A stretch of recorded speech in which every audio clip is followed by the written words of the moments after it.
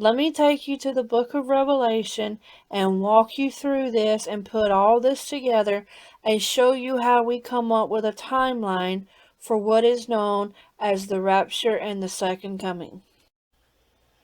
So what exactly is the rapture and what's it all about? Well, all throughout the scriptures, we see times where Jesus or God both actually got ready to judge the earth. And whether it was selective judgment or cumulative judgment, God would have to take his people out of the way. Case in point, Noah. Okay, Noah is a type and shadow of the rapture. Elijah is Enoch, who was taken before the flood. You have the Apostle Paul talking about the rapture in the New Testament. So what is the rapture? Okay, the reason why Jesus gave us symbolism about a harvest cycle and an ancient Jewish wedding is because he's giving us clues as to how this rapture will take place and why it's taking place. The rapture is basically a harvesting of the earth. Jesus is going to come down here before and during the judgments, and he's going to start removing people from the earth or harvesting people from the earth. But the way he's going to go about doing that is fashioned after the ancient Jewish wedding. So it's basically a harvest cycle or a harvesting of the earth to remove all of the saints out of harm's way while he judges the wicked. These different types of judgments and different timings of the judgments and are going to result in different raptures happening at different times, and I'm going to show you that. And it's all going to be based on who's ready and how quickly they get ready to go. It will all culminate in the second coming of Jesus, where he will return with all of his saints back down to the earth. The wicked will be totally destroyed, and Jesus and his saints will rule and reign on this earth for 1,000 years. Okay, when it comes to understanding the timing of the raptures that we see in the book of Revelation that I'm about to point out, there's one thing we have to understand that Jesus compared this to. He compared it not only to an ancient Jewish wedding, but he compared it to a harvest cycle, and he also compared it to the time of Jacob's trouble. Now, if you recall, Jacob was the one who got two brides, okay? He worked for 7 years and got the wrong bride, and then he worked another 7 years and he got the correct bride, remember? Okay, we call this a parallel to Joseph, which is 7 good years and 7 bad years. Alright, the 7 good years, everything is the same as it's always been. The 7 bad years, we call that the tribulation period. Okay? These are the 7 years we're going to be focused on in our study of the timing issues concerning the rapture and the tribulation period. Remember, I told you earlier, the first bride that Jacob got was Leah, and the second one was Rachel. This represents the Gentiles and the Jews. So this tells us that Jesus, when he comes back to rapture his saints off of the earth, is going to take the Gentiles first and then the Jews. So if we go to the book of Revelation, we're going to see 4 different groups of people being gathered. So let's make note of those 4 groups. Right here in Revelation chapter 4, we see that a group is already in heaven with Jesus. They are the elders. They include the elders, and they are watching Jesus open the scroll for the first set of judgments known as the 7 seals, okay? So let's write down this group. Knowing what we know about Jacob's trouble, we know that this is going to be the Gentile group, okay? Now, and this is going to be the Gentile bride. Okay, now we flip on over to Revelation chapter 7. We see our second group of people. And Jesus tells us that these are in fact Jewish. So our second group of people will be our 144,000 Jewish bride. And I'll tell you in a minute how we know it's the bride. Okay?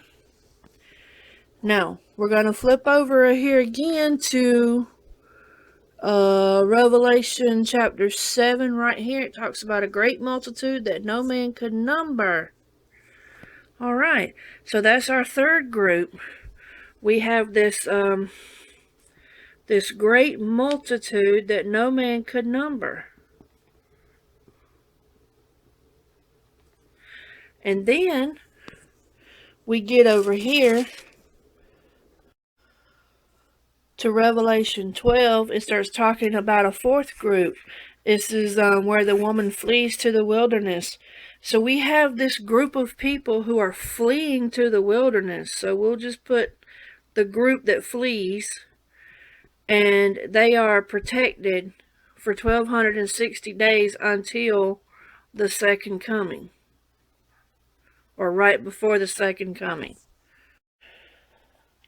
Now, further study of the book of Revelation tells us that these two brides are taken alive. This multitude right here, we are told, has been martyred. They had to die for their faith. This third group that flees to the wilderness, they were kept alive on the earth, but they had to wait all the way to the second coming when Jesus comes back. So what conclusions can we draw from this?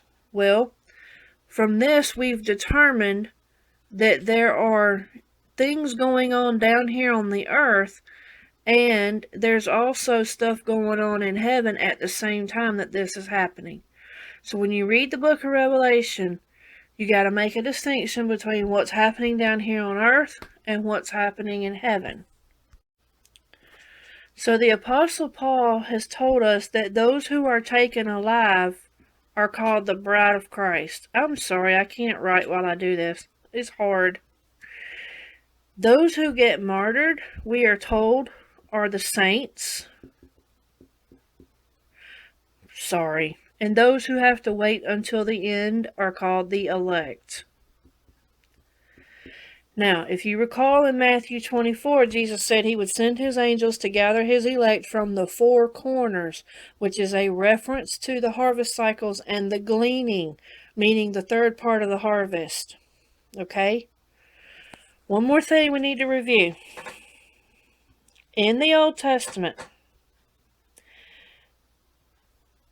they had to wait 4,000 years for their Messiah to come. In the New Testament, gotta wait 2,000 years for the New Testament. Oh gosh, y'all, I cannot speak. I'm sorry. The Old Testament people waited 4,000 years for their Messiah to come. The New Testament people, which is where we are now, have to wait 2,000 years for the Messiah to come back. And then once the Messiah comes back, those who live through the millennial reign will be on the earth with Jesus for 1,000 years. Now, we are told in the scriptures that a day with the Lord is like 1,000 years, and 1,000 years is like a day. So if this is 4,000, this is 2,000, this is 1,000, we can turn that into 4 days, 2 days, 1 day, the 7 days of creation. We can also turn that into years. 4 years, 2 years, 1 year.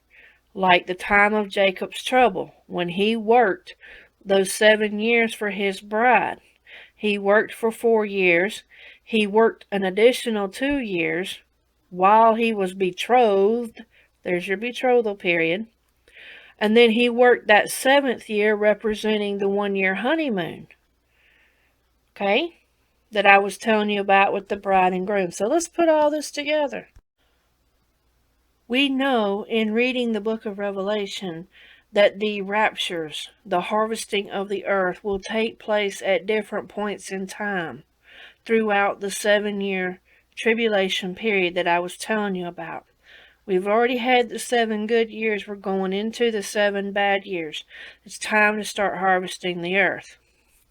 So, because the Gentile bride comes before the Jewish bride, the Gentile bride goes here. 4 years later, we have the Jewish bride. And you'll see that when you read the book of Revelation, you'll see that this is the order it happens in. Then the martyred saints will show up, and then we come back and grab the elect. Alright? Because the bride and groom must become one with each other, the two shall become one flesh. And because Jesus was called a first fruits, that means his 2 brides must also be a first fruits. But like the scripture says, one bride has to be gone from the earth before another bride can be taken. Okay? So, the 2 brides become a 2-part first fruit harvest. This becomes your main harvest right here, and the elect from the 4 corners become your gleaning. So here's what the harvest cycles will look like. Jesus being the first fruits of the barley. The Gentile bride will be the main harvest of the barley, but the first fruits of the wheat. Because we are a bride of Christ, we must be first fruits like him. Then your Jewish bride, your 144,000, they will be the gleaning of the barley, while also being the main harvest of the wheat, but at the same time being the first fruits of the grapes. It's just like a garden. Not everything grows at the same pace, okay? But because they are also a bride, they got to be first fruits, just like the Messiah. Then you have your martyred saints. They end up becoming the gleaning of the wheat and the main harvest of the grapes, the number that no man could count.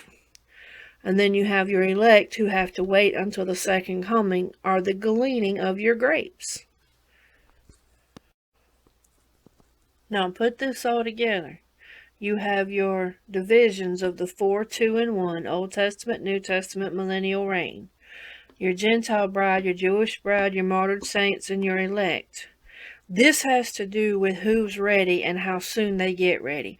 Those who are saved and ready to go when Jesus comes will go first.